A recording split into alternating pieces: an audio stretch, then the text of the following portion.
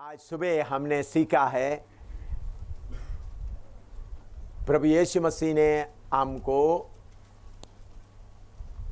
परमेश्वर को पिता के तौर पर समझाया है।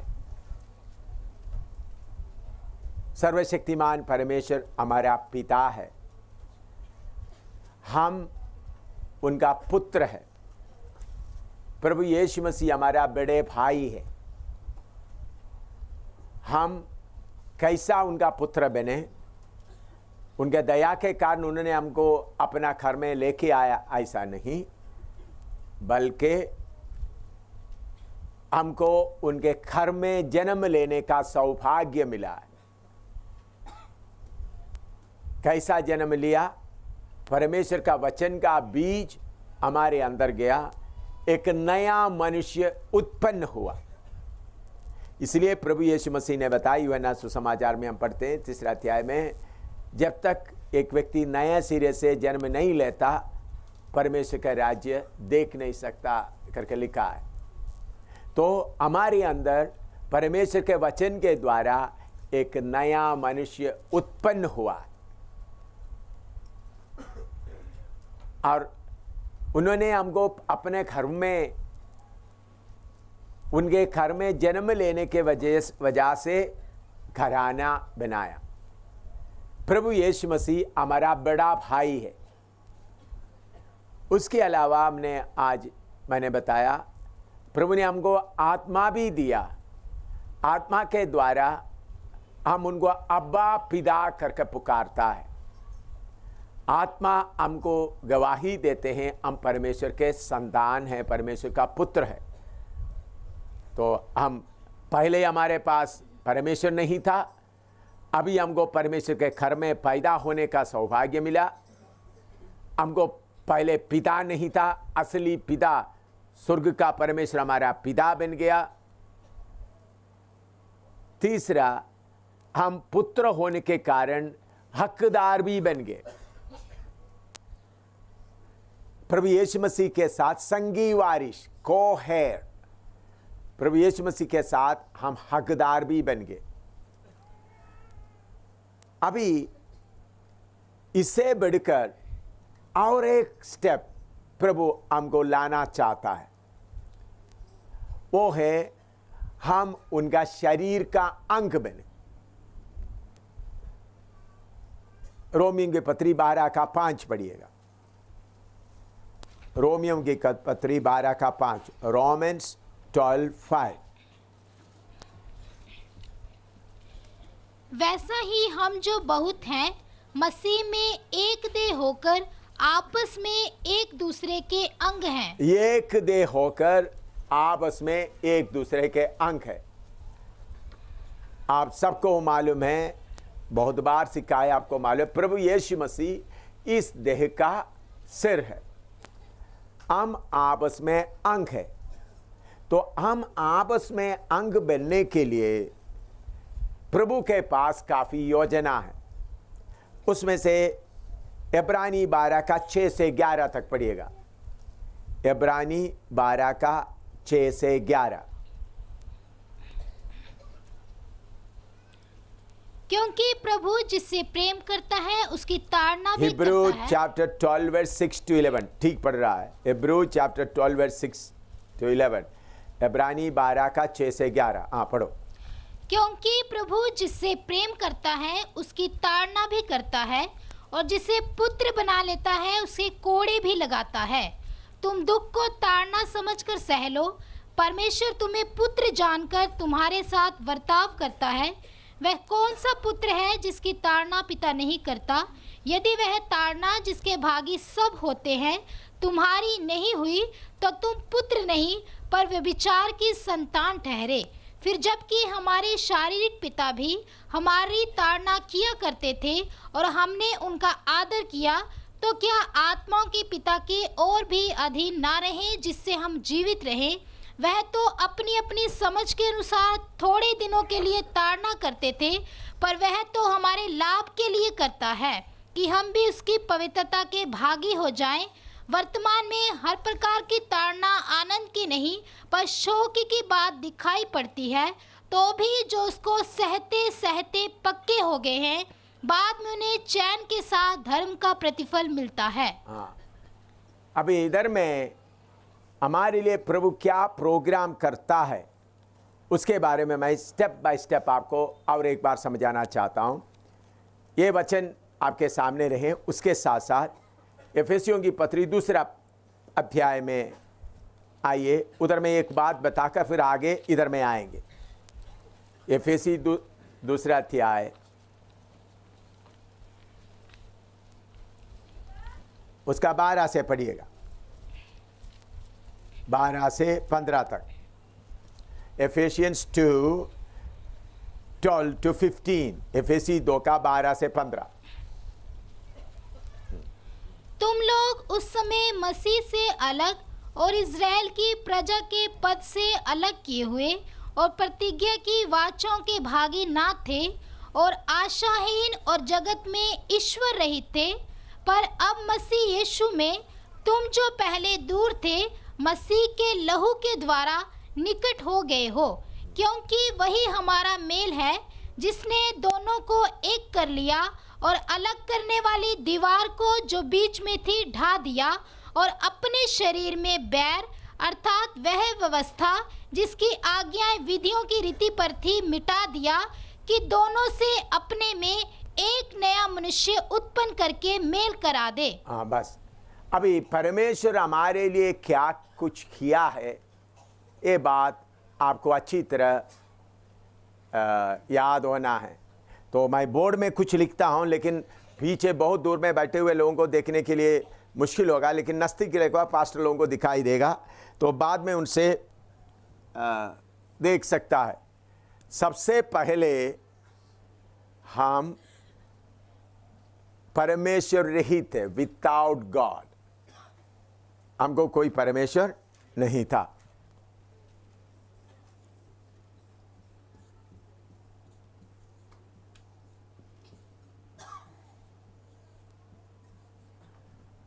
परमेश्वर के बिना हम रहते थे, हमको परमेश्वर के साथ कोई संबंध नहीं था।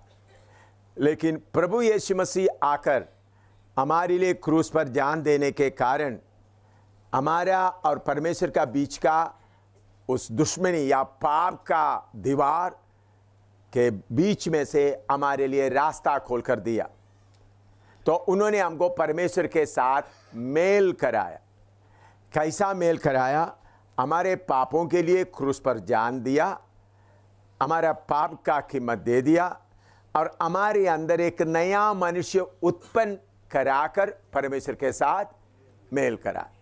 तो हमको परमेश्वर के साथ मेल कराने के लिए परमेश्वर को बहुत कीमत देना पड़ा।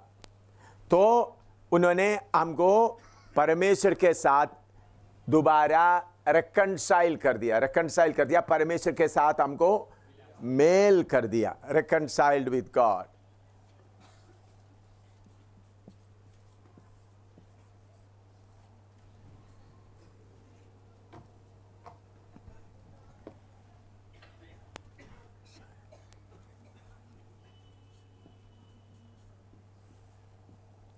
परमेश्वर के साथ मेल कराया।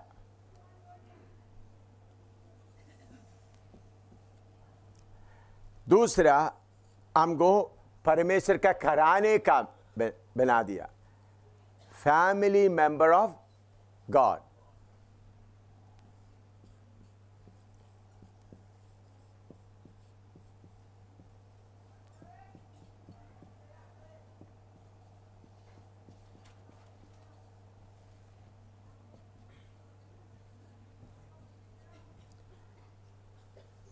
चौथा, परमेश्वर ने हमको पुत्र बना दिया। परमेश्वर हमारा फादर या पिता बन गया।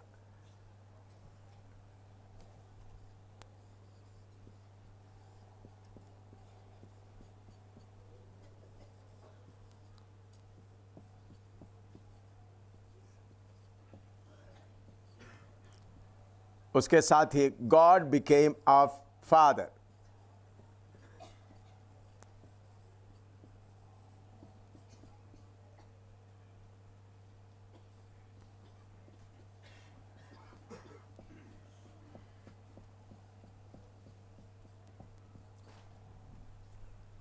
पांचवा, हमको पिता के प्रभु यीशु मसीह के साथ संगी वारिश बना दिया, co-heir with Christ।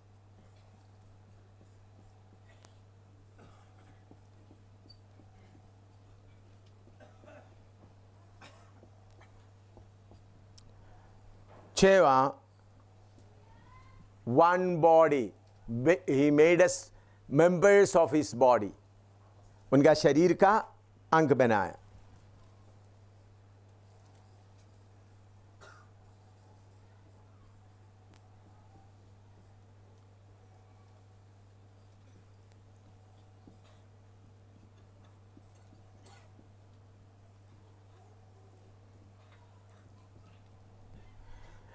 हमारा पोजीशन प्रभु में, हमारा पोजीशन आप अच्छी तरह समझना। पहले हमारे पास परमेश्वर नहीं थे, लेकिन प्रभु यीशु मसीह के द्वारा हम पिता के साथ मेल हो गया और उन्होंने हमको अपना घराने में शामिल कर दिया, फैमिली मेंबर।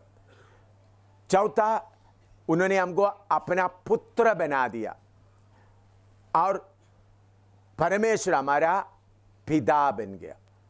सबसे बड़ी बात, हम पहले पिता नहीं थे, अभी हमको पिता मिल गया। और पांचवा, co-heir with Christ, यीशु मसीह के साथ संगी वारिश बन गए, हकदार बना दिया। 6 है members of his body। और 7वां बात है we are going to dwell with him forever and ever। वो मैं ऊपर लिखना चाहता हूं। 7वां नंबर क्या है? नया यरूशलेम में हम इकट्ठा युगानुयुग तक वास करेंगे। ये मिटा तुम।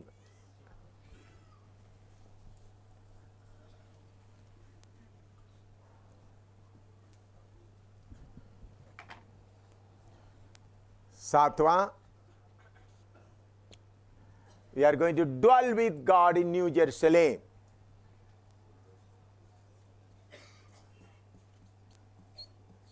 dwell with God, dwell with our Father, with God लिखता हूं ताकि God our Father,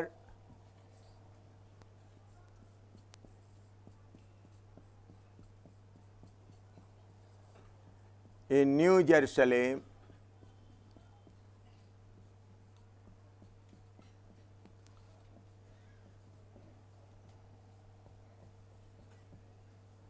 forever।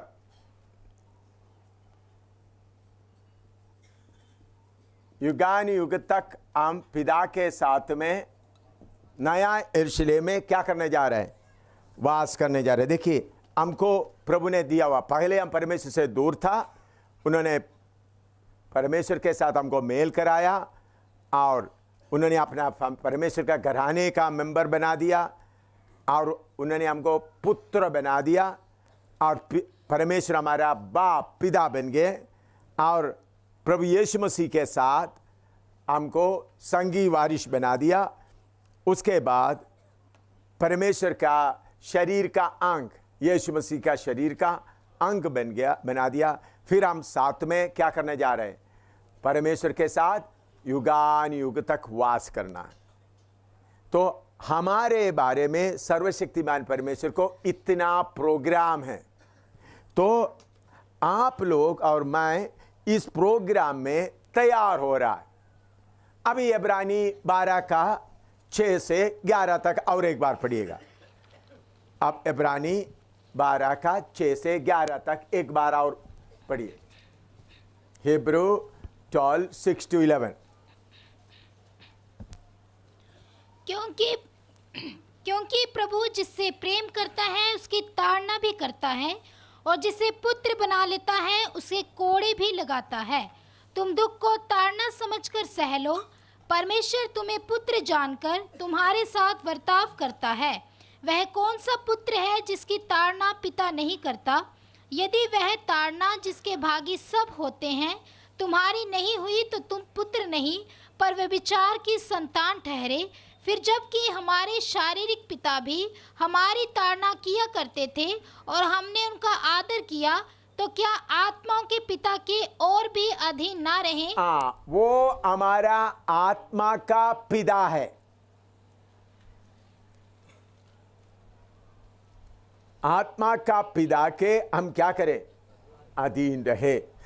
और नीचे, जिससे हम जीवित रहें। हाँ, वह तो अपनी अपनी समझ के अनुसार थोड़े दिनों के लिए ताड़ना करते थे, हाँ, पर वह तो हमारे लाभ के लिए करता है, हमारा लाभ के लिए करता है कि हम भी उसकी पवित्रता के भागी हो जाएं। हाँ, वर्तमान में हर प्रकार की ताड़ना आनंद की नहीं, पर शोक की बात दिखाई पड़ती है, तो भी जो उसको सहते सहते पक्के हो गए हैं, बाद में उन्हें चैन के साथ धर्म का प्रतिफल मिलता है। हाँ। देखिए, हाँ, जल्दी जल्दी जाकर बैठ जाए।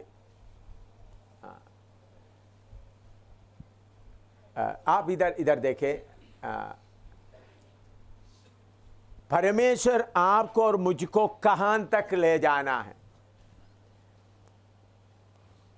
हमने फिलिपियों की पत्री में पहला अध्याय में पढ़ते हैं, उन्होंने हमारे अंदर एक अच्छा काम आरंभ किया है और वो पूरा होना है। दूसरा उसका 2:12 में पढ़ते हैं, हमारा उद्धार का कार्य डरते और कांपते हुए हम पूरा करना है। क्यों पूरा करना है? हमारा गोल, हमारा एम, हमारा लक्ष्य क्या है? आखिरी में हम परमेश्वर के साथ युगान युग तक रहने का योग्य बने। तो परमेश्वर का, अच्छी तरह इधर ध्यान से सुनना, परमेश्वर का लक्ष्य या हमारा पिता का उद्देश्य आपको उनके साथ युगान युग तक रहने का हालत में लाना, आपको और मुझको उनके शरीर के अंग बनने का हालत में लेके आना। उसी बात को पूरा करने के लिए हमारा गलतियों के ऊपर उन्होंने अपना फसल से उसको सजा ना देते हुए हमारे अंदर थोड़ा थोड़ा सजा देकर या कष्ट या दुख देकर हमको उनके पवित्रताई के लेवल में ला रहा है। हम परमेश्वर के घर में रहना है तो उनके पवित्रताई के लेवल में हम आना है।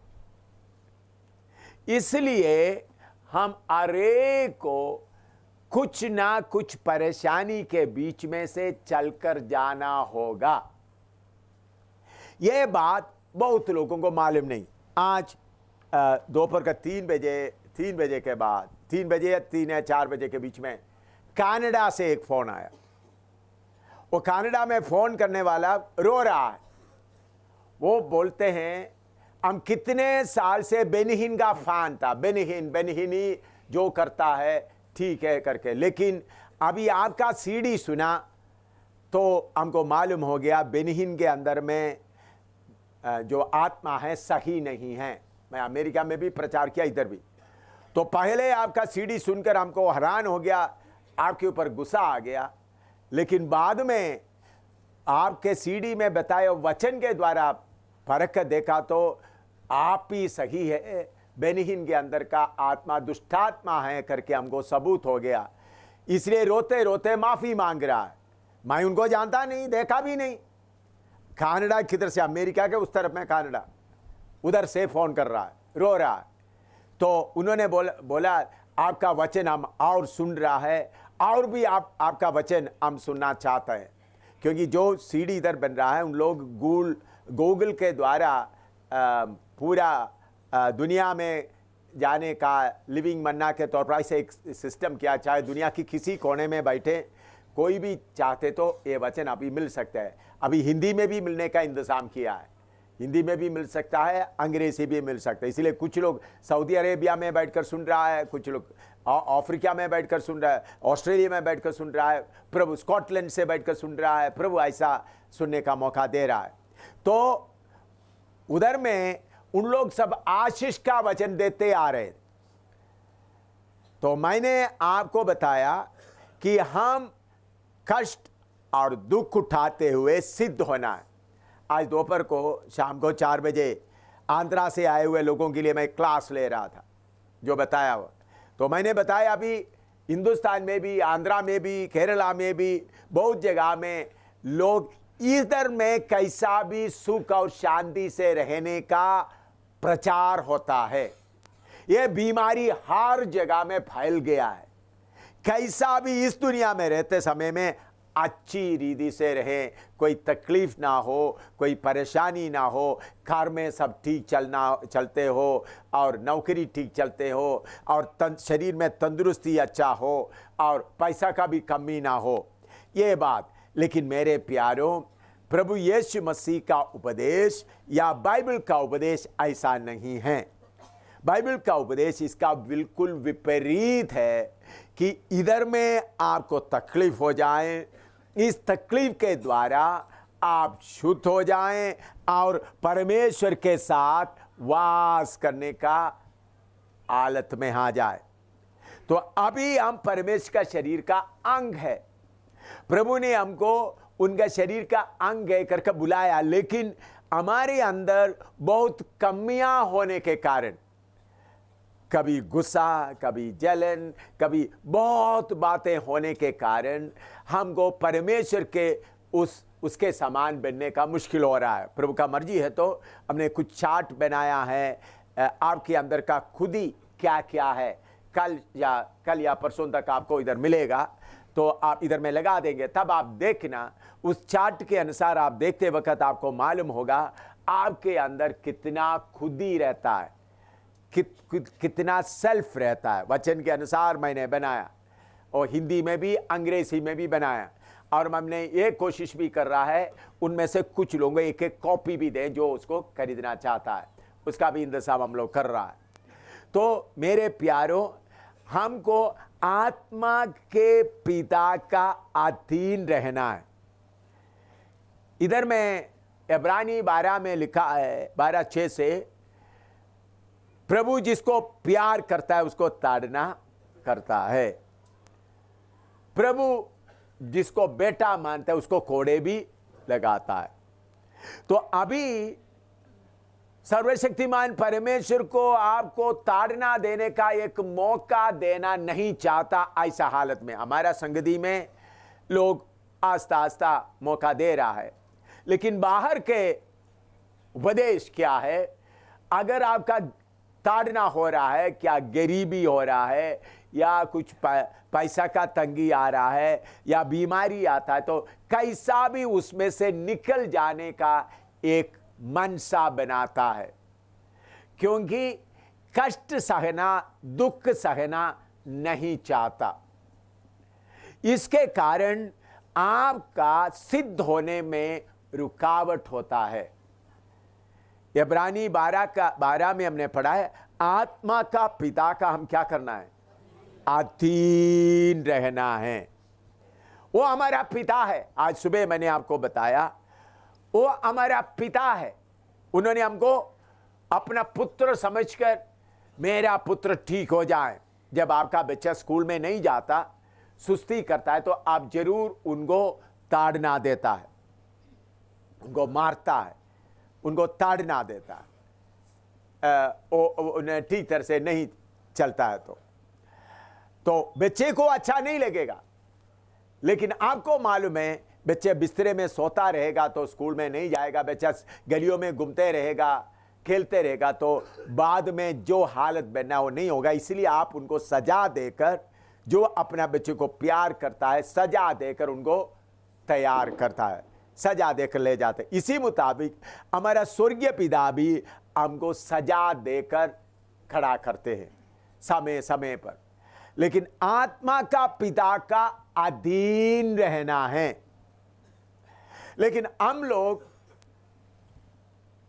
बहुत लोग क्या करता है, कोई समस्या आते वक्त में हमारा दिल के अंदर ये चिंता, शैतान हमला करने के लिए आ गया। मेरे प्यारों, आपका जीवन प्रभु यीशु मसीह में बिल्कुल सुरक्षित है। आपके व्यक्तिगत में बाढ़ लगा हुआ है, आपका खानदान के लिए परमेश्वर बाढ़ लगा हुआ है, आपका धन संपत्ति के ऊपर भी बाढ़ लगा हुआ है। परमेश्वर की आज्ञा के बिना आपका बाढ़ हटता नहीं, रुकावट नहीं आता। तो इसलिए किधर भी समस्या आते समय में आप ये प्रार्थना करना, प्रभु इस समस्या के द्वारा आप मुझे क्या सिखाना चाहता है। बीमारी आ गया तो मैंने पिछले दिनों में इधर बाइबल क्लास चलते समय पढ़ाया, विश्वास का सीढ़ी हम चढ़ते जाना है। हमारा उपदेश ऐसा है, जो हमारा बीमारी है उस बीमारी को प्रभु यीशु मसीह चंगा करता है। यीशु मसीह हमारा चंगाई देने वाला प्रभु है। मैंने बोला मेरा जीवन में बीमारी आते समय में यीशु मसीह ही मेरा डॉक्टर है। काल्वरी अस्पताल मेरा अस्पताल है। यीशु मसीह का लहू मेरे लिए दवाई है। यीशु मसीह का नाम मेरे लिए गोली है। और पवित्र आत्मा मेरा नर्स है, मेरा रखवाली सेवा करने वाला। तो लेकिन सब लोग इस विश्वास में एकदम नहीं आ सकता, इसलिए मैं आप बताया स्टेप बाय स्टेप। ये जबरदस्ती कोई कानून के तौर पर लेकर नहीं आता। जैसा एक बच्चा नर्सरी में पढ़ रहा है, एमए तक जाना है तो पहले नर्सरी, दूसरा, तीसरा पढ़ते पढ़ते आगे आ रहा है। तो इसलिए हम कोई कानून नहीं लाता, कोई दवाई इस्तेमाल ना करें, कोई कानून नहीं लाता। लेकिन ये के क्या होना है, पास होते एक एक सीढ़ी पास होते पार होते उस पूर्णता की ओर, प्रभु यीशु मसीह के शरीर के अंग बनने के लिए आप तैयार होना है। उसके लिए जब कष्ट आता है वो कष्ट को सामना करना है। अभी हमारे बीच में एक बेटी बैठी है, प्रवीण के इतना परेशानी है, दर्द, दिन रात अगर आप उनको देखें तो मालूम होगा कितना वो प्रभु की सेवा करने वाला, दरियावाल में प्रभु की सेवा करते, गुरदासपुर का ही है। कितना भारी दर्द सह रही है, ऐसा लग रहा है कैंसर हो सकता है। तो हम लोग प्रार्थना कर रहा है, कोई दवाई इस्तेमाल ना करते हो। ये क्लास में भी अभी बहुत मुश्किल से बैठी है, इतना दर्द सह रहा है। मैंने बोला अस्पताल में जाओ, बोला नहीं। दूसरा हमारा टीम में बेटी है नीलम, उनको बुखार और बाकी तकलीफ आया, अपना घर में जीरा में था, उधर से उनका माँ बाप उनको बोल दिया, बाकी लोग बोले दवाई खाओ। मैंने भी बोला दवाई खाओ, बोला नहीं। उधर से फिर इधर आई है, अब पीछे बिस्तरे में लेटी हुई है या उठकर बैठी है, मालूम नहीं। इतना दर्द सह रहा है। मैं क्यों ये बात बताया है, एक समय के अनुसार हम समर्पण करके उस लेवल में आना है, प्रभु यीशु मसीह के उस रूप तक आना है। तो आपका टेस्ट होगा, टेस्ट के बिना आप इसमें जय नहीं पा सकता। इसलिए इतना जो लिखना लिखे, फिर टेस्ट की ओर हम जाने जा रहा है। इतना कोई चीज लिखना चाहते लिखे, उसके बाद टेस्ट आ रहा है। मत्ती 4 का 1 से लेकर 5 तक पढ़िएगा। मत्ती 4 का 1 से लेकर 5 तक।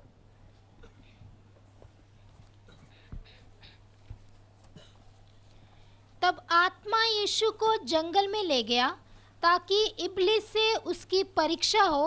वह 40 दिन और 40 रात निराहार रहा। तब उसे भूख लगी। तब परखने वाले ने पास आकर उससे कहा, यदि तू परमेश्वर का पुत्र है तो कह दे कि यह पत्थर रोटियां बन जाएं। यीशु ने उत्तर दिया, लिखा है, मनुष्य केवल रोटी ही से नहीं परंतु हर एक वचन से जो परमेश्वर के मुख से निकलता है जीवित रहेगा। तब इब्लिस उसे पवित्र नगर में ले गया और मंदिर के कंगूरे पर खड़ा किया और उससे कहा, यदि तू परमेश्वर का पुत्र है तो अपने आप को नीचे गिरा दे, क्योंकि लिखा है, वह तेरे विषय में अपने स्वर्गदूतों को आज्ञा देगा और वह तुझे हाथों हाथ उठा लेंगे, कहीं ऐसा ना हो कि तेरे पाँव में पत्थर से ठेस लगे। हाँ, और लीजिए 5 तक पढ़िए। 5 6 5 से नहीं 10 तक पढ़ो। यीशु ने उससे कहा, यह भी लिखा है, तू प्रभु अपने परमेश्वर की परीक्षा ना कर। फिर इब्लीस उसे एक बहुत ऊंचे पहाड़ पर ले गया और सारे जगत के राज्य और उसका वैभव दिखाकर उससे कहा, यदि तू गिरकर मुझे प्रणाम करे तो मैं ये सब तुझे दे दूंगा। तब यीशु ने उससे कहा, हे शैतान, दूर हो जा, क्योंकि लिखा है, तू प्रभु अपने परमेश्वर को प्रणाम कर और केवल उसी की उपासना कर। तब शैतान उसके पास से चला गया और देखो, स्वर्गदूत आकर उसकी सेवा करने लगे। इधर में हम देखते हैं पवित्र आत्मा यीशु मसीह को टेस्ट सामना करने के लिए शैतान के सामने खड़ा कर रहा है। उधर में हम पढ़ते हैं, पवित्र आत्मा उनको ले गया ताकि इब्लीस से क्या किया जाए, परीक्षा किया जाए। यीशु मसीह में कोई पाप नहीं था। यीशु मसीह में हमारा जैसा फ्लैश या शारीरिकता नहीं था। फिर भी प्रभु यीशु मसीह ये टेस्ट को सामना करके पूरा प्रूव कर दिया। हमको भी ये टेस्ट पास करना है। ये टेस्ट क्या है? पहला टेस्ट हमारा शरीर का जरूरतों को लेके आता है। We are slave of body.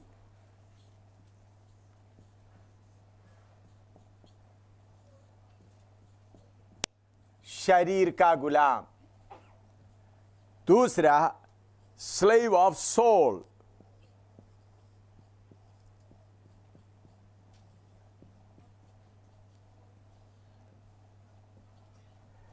तीसरा, स्लेव ऑफ फ्लैश।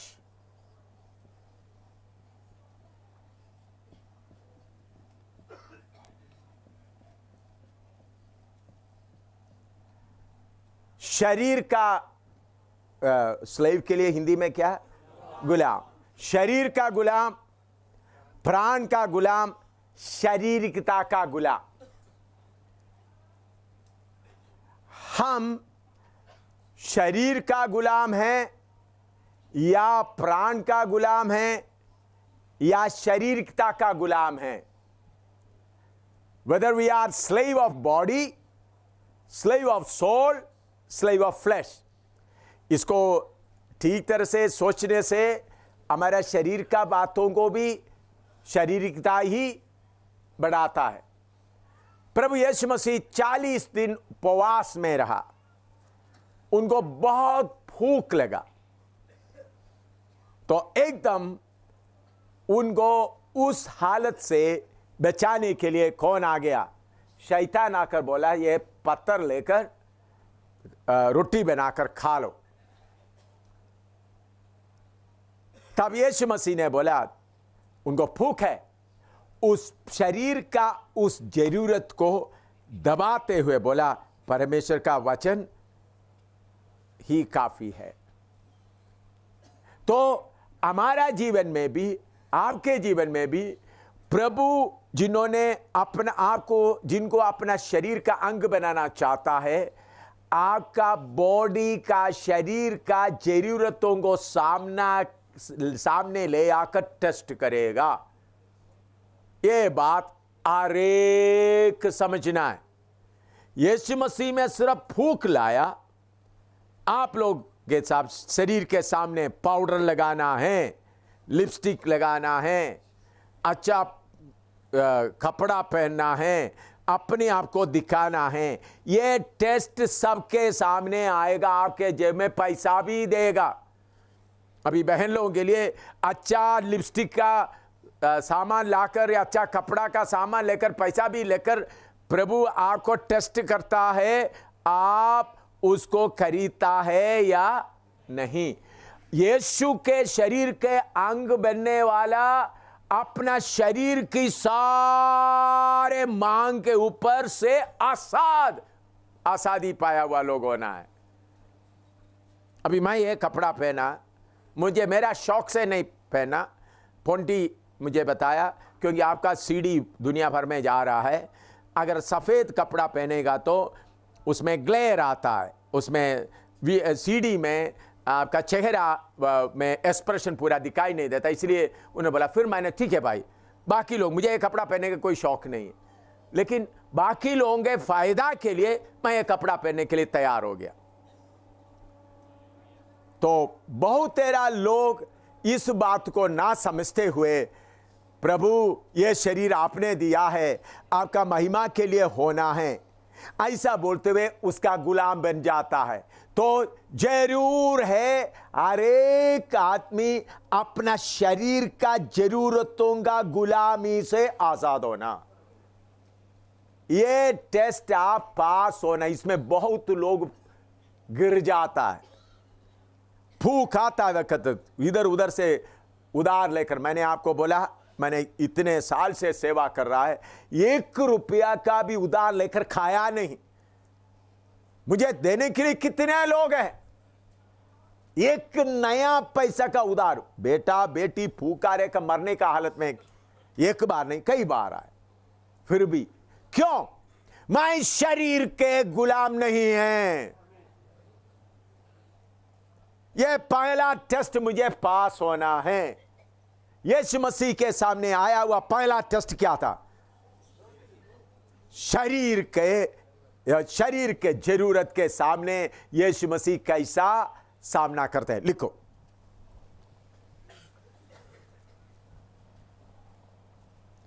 प्रभु की कृपा से ये टेस्टों को पास करते हुए आपको बोल रहा, ये नहीं मैं भी कोशिश कर रहा हूं करके नहीं। बहुत बार सेवक लोग बोलते हैं अपना, मैं तो भूखा रह सकता, मेरा बच्चा कैसा भूखा रहेंगे, उसको कैसा सहूंगा। मैं एक उदाहरण बहुत बताने के लिए एक उदाहरण मैं बताना चाहता। प्रभु ने कैसा जय पाने के लिए मौका दिया। उधमपुर गढ़ी में मैं सेवा करते समय में घर में कोई खाना नहीं, उसके पहले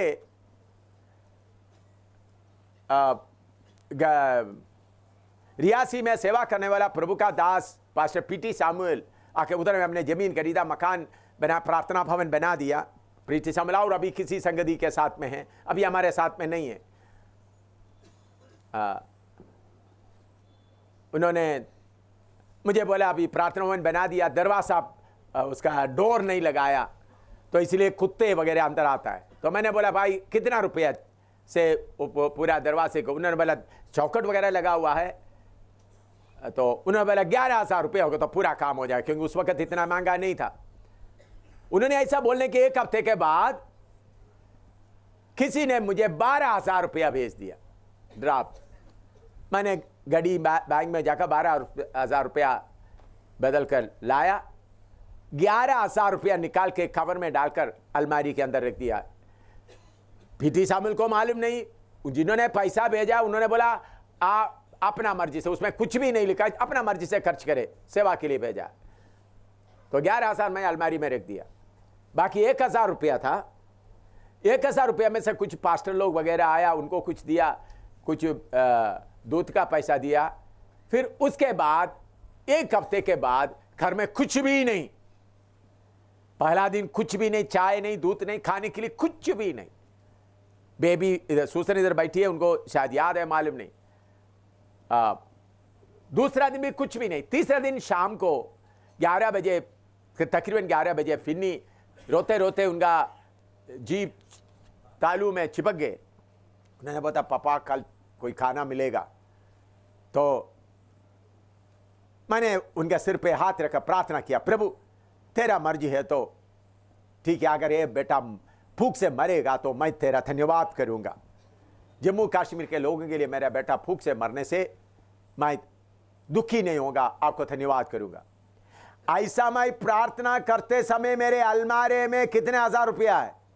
11,000 रुपया रखा हुआ है अलमेरे में। अपने अलमेरे में 11,000 रुपया रख करके मेरा बेटा मरने का हालत में है। दूसरे दिन सुबह 4 बजे मैंने आज बताया, उधर से 7 किलोमीटर दूर टिकरी में रहने वाला भाई, एक ब्राह्मण पुजारी, रोटी ले आटा चावल वेजिटेबल वगैरह लेके आए। उनको 2 महीने पहले, 1 या 2 महीने पहले मैंने यीशु मसीह के बारे में बताया। उन्होंने मंदिर में बैठा हुआ था रात को 1 बजे, क्योंकि उन लोग नया साल, कुछ मुझे इतना मालूम है, उन्होंने बोला नया साल कोई आटा हो चावल हो तो आगे पहले आकर मंदिर में पूजा देवता के सामने अर्पण करता, उसके लिए लाया था। उस वक्त उनको मेरे बारे में याद आया, किसी ने उनको बोला जल्दी ले आओ। 4-7 किलोमीटर पैदल चलकर वो ब्राह्मण पुजारी लेके आए, सामान वगैरह लेके आए। 4 बजे दरवाजा खटखटा, मैं उठकर खोल दिया तो ब्राह्मण पुजारी बैग में चावल, आटा, सब्जी वगैरह लेकर खड़ा। तो उसको पकाकर मेरे बेटे को सुबह उठो तो खाना देने के लिए प्रभु ने कृपा दिया। उसके 1 दिन के बाद पीटी सामुएल आ गया।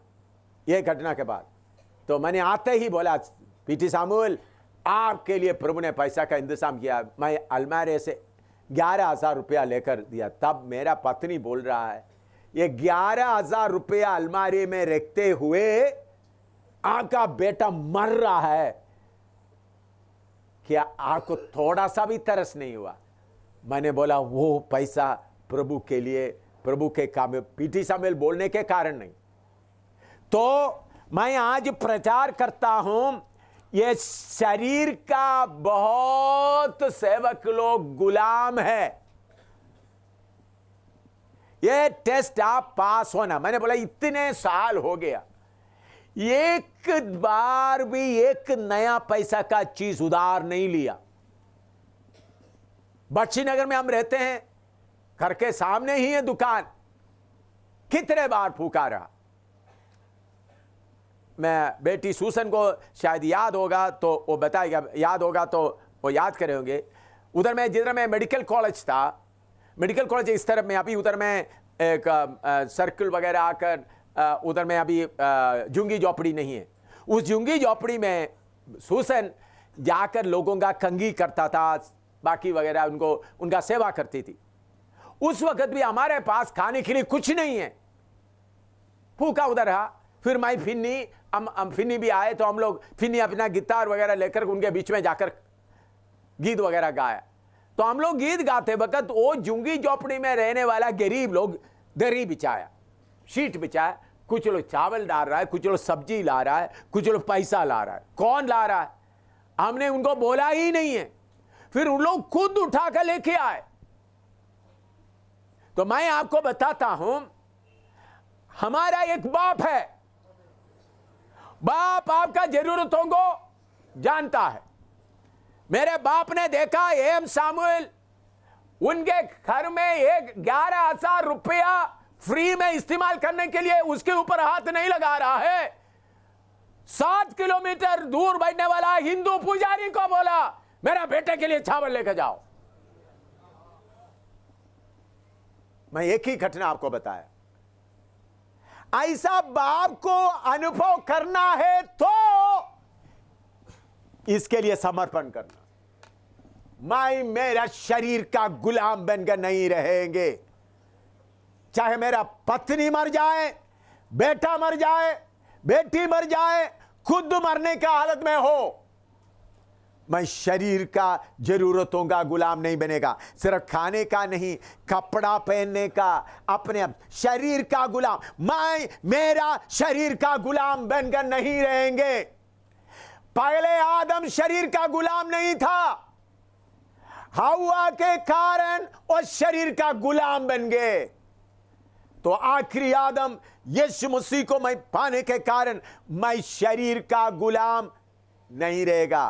तो यीशु मसीह के सामने लाया हुआ पहला टेस्ट क्या था? शरीर का जरूरतों का।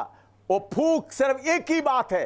तो आप लोग दुकान में खड़ा होंगे, आजकल बहुत बहुत नया नया सिस्टम आप लोग देख रहा है, बहुत जरूरतों को दे, बहुत नया स्टाइल, नया नया कपड़ा, नया नया पैंट, नया नया टॉप, क्या क्या है निकल के आ रहा है। उसको देखते समय में आपको प्रभु परख रहा है। प्रभु यीशु मसीह को परखा, 40 दिन भूखा रहकर का भूख बढ़ाया। यीशु मसीह शक्ति पाने के लिए उपवास नहीं किया, वो उस वक्त भी परमेश्वर खुद था, लेकिन उनका बाहर का शरीर को फूंक मैक्सिमम आने के लिए, ज्यादा से ज्यादा फूंक आने के लिए क्या किया? टेस्ट आ गया। अभी इधर बैठी है प्रवीण, उनके शरीर में बहुत दर्द हो रहा है। आज सुबह मैंने दिन कितने रात हो गया वो सोया नहीं, दर्द से तड़प रहा है, शरीर का टेस्ट हो रहा है। बेटी पीछे है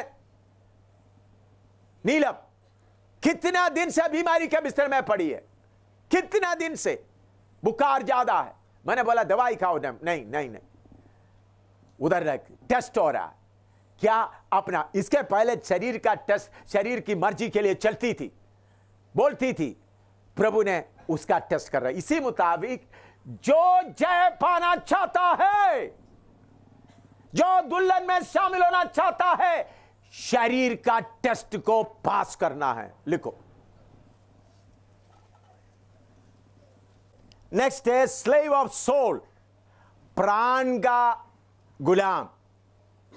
इसका भी टेस्ट प्रभु यीशु मसीह को हुआ।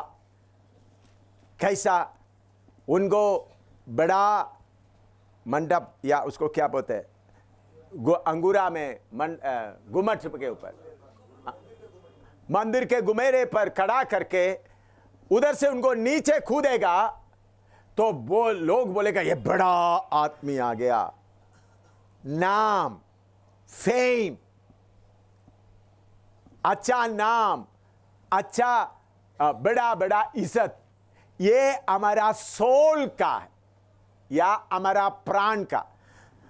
प्राण बहुत इज्जत चाहता है, इज्जत के बारे में सोचता है, इज्जत पाने के लिए बहुत कुछ करता है। तो यीशु मसीह के सामने वो टेस्ट भी आया। मैं बड़ा अद्भुत काम करते हुए बड़ा नाम लेकर चलने के लिए मैं नहीं चाहता। यीशु मसीह उस टेस्ट को भी पास किया। अभी हमारा जीवन में हम चलते समय में बहुत लोग आपको तारीफ करेंगे, आपको भी अच्छा लगेगा। आप प्रचार करने के बाद 2-3 लोग आकर, ओह आज पादरी साहब आपका प्रचार बहुत अच्छा, आप थोड़ा सा अच्छा हो गया। मेरे पास बहुत लोग आए ऐसा बोलने के। वो किसके लिए? आपका सोल, प्राण का टेस्ट हो रहा है। लोगों के तारीफ के द्वारा आपका प्राण का टेस्ट हो रहा। मैं आपको समझाने के लिए, याद दिलाने के लिए एक बात बताता हूं। एक बार कुमनाड का convention, Indian Pentecostal church, Asia का सबसे बड़ा कन्वेंशन, उसमें सोमवार से लेकर इतवार का आखिरी सभा भी प्रभु के दास लोग, पास्टर टीजी मच्चन और पास्टर सीके दानियल, लोग बोलते हैं शामिल गुट्टी, प्रभु ने आपको ही वचन दिया है, आप प्रचार करो। अभी का आईपीसी का प्रेसिडेंट पास्टर केसी जॉन मेरा तर्जुमा कर रहे थे। तो आखिरी में कुंभनाड कन्वेंशन में, संडे का आखिरी कन्वेंशन में, आखिरी दिन में प्रभु के बड़े दास लोग कोई प्रचार करके हालेलुया के गीत गाते हुए जा रहा। लेकिन उस वक्त आखिरी प्रचार करके मैं स्टेज से उतरा। इतवार का भी पास्टर पीएम फिलिप आईपीसी का श्रेष्ठ प्रभु का दास, उन्होंने बोला इस बार का आईपीसी का कन्वेंशन एम शामिल का कन्वेंशन था। मैंने प्रभु का धन्यवाद किया। उसके बाद 14 दिन का कन्वेंशन, बेदारी मीटिंग तिरुवल्ला में, मंजाड़ी में हुआ। उधर में प्रभु ने बहुत आशीष दिया। 14 दिन लगातार बड़े पुराना प्रभु के दास लोग स्टेज में खड़ा होकर नृत्य करते हुए बोल रहा था, पहला पेंटिकोस्ट का अनुभव मुझे मिला। वर्ल्ड पेंटिकोस्टल कॉन्फ्रेंस का एशियन रिप्रेजेंटेटिव जॉन तानिकल भी आए थे। उन्होंने मेरे साथ बात कर रहा था, कैसा वर्ल्ड पेंटिकोस्टल कॉन्फ्रेंस में आप ही प्रचार करना। मैंने बोला ठीक है, प्रभु का समय, मैंने उसमें ज़्यादा बात नहीं किया। उन्होंने काफ़ी बात किया मुझे। तो उसके बाद मैं उस वक्त कलेक्टर सीके मताई का घर में मैं आराम कर रहा था। टीम करीबन 40 लोग थे, उधर ही थे। मुझे एक अच्छा कमरा वो कलेक्टर साहब था, तो उनका बेटा इंग्लैंड में वगैरह थे, बहुत अमीर लोग हैं। उनके अच्छा कमरा, स्पेशल बाथरूम वगैरह था, अच्छा कारपेट वगैरह लगा हुआ, अच्छी तरह से सजाया हुआ कमरा था। मैं उधर में आकर रात को 11 बजे ऐसा बिस्तरे में लेटे हुए तकिया लेकर दीवार आराम करते समय लाइट ऑफ करके देखते वक्त एक बहुत बड़ा पहाड़ मेरे कमरे में खड़ा है। उसमें लिखा है पॉपुलैरिटी माउंटेन। हिंदी में क्या बोल सकते हैं पॉपुलैरिटी? हाँ, प्रसिद्धि का शिखर। मैं उसके ऊपर खड़ा है। उधर से मैं नीचे को देखता तो बहुत बड़ा काई दिखाई दे रहा है। मेरा अगला स्टेप नीचे गिरने का था, तो मैं एकदम बिस्तरे से नीचे लेट कर रोना शुरू कर दिया। पिता, मुझे यह पहाड़ नहीं चाहिए। रोता रोता रहा। सुबेरे 4 बजे तकरीबन 4 बजे मैं देखा तो पहाड़ के ऊपर से छोटा एक रास्ता निकल के आ रहा है। उसमें लिखा है बदनामी तंगी का रास्ता। बदनामी और तंगी का। मैं बोला, प्रभु मुझे यही रास्ता चाहिए। तो मुझे शैतान किसका गुलाम बनाना चाहता था? प्राण का गुलाम था। कि एम शामिल कितना बड़ा, देखो इतना कुंभनाड कन्वेंशन में मेरे ख्याल में आज तक ऐसा कोई सोमवार से लेकर इतवार तक प्रचार किया, मुझे मालूम नहीं है या नहीं, मुझे मालूम नहीं। इतना ऊंचा पदवी में आ गया। तो उस मंगलवार से एर्नाकुलम में बड़ा कन्वेंशन, उन लोग वाल पोस्ट वगैरह लेकर बहुत, प्रभु ने बोला तुम उधर नहीं जाएगा। ये सोमवार को उठते, मंगलवार से कन्वेंशन है, इतवार को शाम को ये देखा है। मैंने उनको फोन किया, मैं नहीं आ सकता। उधर के कन्वेंशन के कोऑर्डिनेटर्स वगैरह बोलते हैं हमने बड़ा स्टेडियम में किया है, बहुत बड़ा पंदल वगैरह है, उसके लिए 1,40,000 रुपया उसके लिए खर्च हुआ, और कितना पोस्टर वगैरह, कितने लाखों रुपए हमने खर्च किया। आप नहीं आया तो कितना बर्बादी होगा। मैंने बोला प्रभु मुझे आने नहीं दे रहे। तब उन्होंने बोला आप कोई पाप किया है? मैंने बोला मैंने कोई पाप नहीं किया। नहीं तो फिर आप आकर लोगों को क्यों सामना नहीं करते? मैंने बोला आप कुछ भी बोले मैं नहीं आऊंगा। प्रभु का धन्यवाद, उसके लिए बहुत बदनामी होना पड़ा, लेकिन मुझे मालूम हो गया ये टेस्ट में पास होना है। उसके लिए इतना बदनामी लेकर लोग बोला एम शामिल पाप किया इसलिए कन्वेंशन में नहीं आया। तो मेरे प्यारों पास्टर लोगों, आपको प्रशस्ति का, आपका सोल का बढ़ापन करने का, आपका प्राण को बढ़ापन करने का, चंगाई का, बाकी का टेस्ट आएगा, वो भी आप पास होना है। यीशु के सामने यह टेस्ट आया। आप लोग कभी कभी आपके भीतर से कोई बीमार चंगे हो गए, कोई ये हो गया था, बार बार उनको बोले तुम बोलो। मेरे द्वारा कितना जगह 5 लोग जिंदा, मरे हुए में से जिंदा, कितने अंधे देखा, कितना लंगड़ा देखा। मैं उस बात को कहीं भी कौन है कैसा कभी एग्जाम्पल के तौर पर कभी बताता। तो हर सेवक सोल का गुलामी से या नाम और प्रशस्ति से बच के रहना, क्योंकि हमारा पौलुस इसके बारे में क्या लिखा है? 1 कोरिन्थी 4:9 से पढ़िएगा, फिर आपको लिखने के लिए मौका देंगे। 1 कोरिन्थी 4:9 से।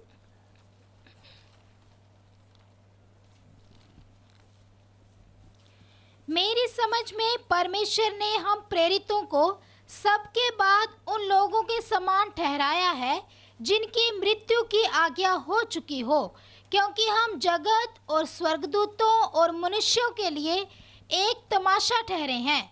हम मसीह के लिए मूर्ख हैं, परंतु तुम मसीह में बुद्धिमान हो। हम निर्बल हैं, परंतु तुम बलवान हो। तुम आदर पाते हो, परंतु हम निरादर होते हैं। हम इस घड़ी तक भूखे, प्यासे और नंगे हैं, और घूसे खाते हैं और मारे मारे फिरते हैं, और अपने ही हाथों से काम करके परिश्रम करते हैं। लोग हमें बुरा कहते हैं, हम आशीष देते हैं। वह सताते हैं, हम सहते हैं।